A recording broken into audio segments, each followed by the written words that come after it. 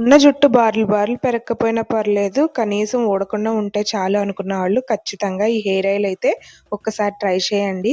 మనం ఇందులో యూజ్ చేసే మందార పూలు, మందారాకులు, తమలపాకులు అనేది హెయిర్ నల్లగా ఉండడానికి యూజ్ అవుతాయి. అలాగే ఆమ్ల, కరివేపాకు, మెంతులు అనేవి హెయిర్ గ్రోత్‌కి యూజ్ అవుతాయి. దీంట్లో ఫ్రెష్ అలోవెరా ముక్కలు, అలాగే కొద్దిగా ఆముదం కూడా యూజ్ చేయడం వల్ల హెయిర్ అనేది రాలడం కొద్ది కొద్దిగా తగ్గుతూ వస్తుంది. 250 ml వరకు కోకోనట్ ఆయిల్ వేసుకొని వీటన్నిటిని మీడియం ఫ్లేమ్‌లో మంచిగా మరిగించుకోవాలి. ఒక హాఫ్ బాటిల్ వరకు ఆముదం కూడా కలుపుకున్నాను.